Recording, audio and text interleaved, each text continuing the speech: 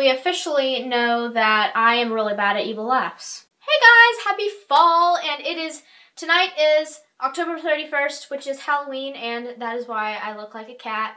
I am actually working in my fall festival tonight, but before I head out, I just thought that I would make a quick video for you guys that I promised I would make last week, but I didn't. So today's video is going to be driving with type 1 diabetes. If you didn't see my recent vlog, I actually went driving with the instructor last week, I don't know, I can't even keep track of my days, but I went driving for the first time on the road, and I went for 3 days with the instructor, and I learned many, many things, and I think that I am going to be a very good driver. But I realized that there are a lot of things that you need to know when driving when you have type 1 diabetes, so that's what today's video is going to be all about.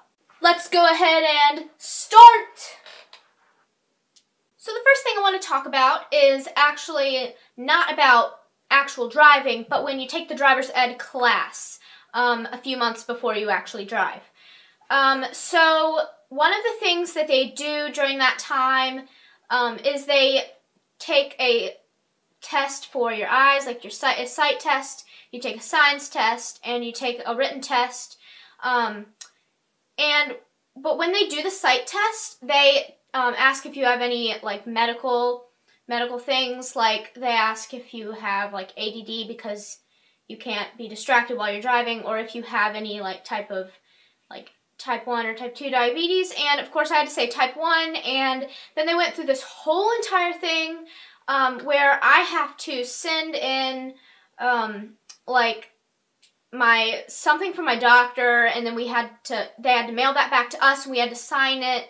So just a heads up for that. They are going to ask you about that, and you're going to need to, sign some things that they are going to need to know.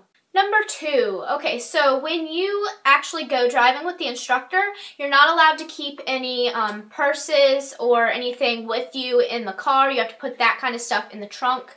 You're especially not to, you're not allowed to have your phone with you. That has to go in the trunk too. But what I would like to, what I would recommend to everybody is definitely bring some glucose tablets. Raspberry is the best. Just wanted to put that out there. Because you definitely don't want to get low while you're driving. That could be a big problem, and I don't think the instructor would like that very much.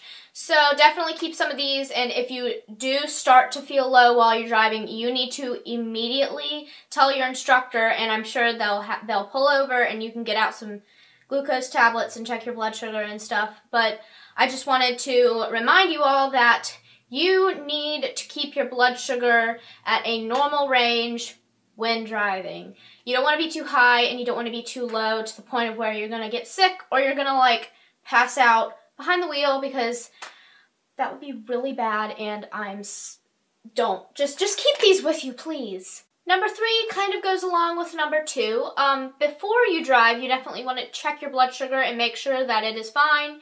And then after you drive, you also want to check your blood sugar, because, when you get really nervous before driving, your blood sugar kind of spikes a little bit, so you definitely want to check before and after you drive.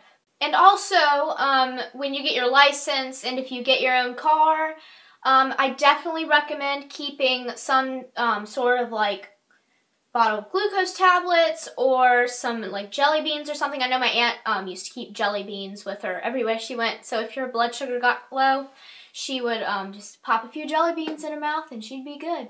But definitely keep some carby things in your car for if your blood sugar does drop a little bit while you're driving. You want to be able to just reach, not far, but like reach somewhere close to you while you're driving and grab it. And the last thing that I would like to say is when you are in your car, make sure that you have like an extra sight change or something. Not insulin though, because you need to keep your insulin cool. But definitely keep some your inserter in there, some alcohol swabs, and the actual sight. You need to make sure you have stuff like that with you in your car. So if you, I don't know, say you're like driving like maybe 40 miles away from your house, and you're on the way there and you don't have time to turn around, you need to definitely have something in your car so you can just pull over, change it real quick, and then leave. So definitely keep some supplies in your car that are going to be okay if they get a little bit warm. Not like really hot, but make sure that you just keep them in the right temperature and you keep things with you. So that's going to be it for this video today. Maybe some of you guys have already taken driver's ed, you've been driving for years, but maybe some of these tips will actually help you with driving with type 1 diabetes. But if not, and you are getting ready to drive very soon, these are some tips that you definitely want to make sure you know. And spread the word, spread this video with other people, share it with other people, and definitely keep people informed about these tips.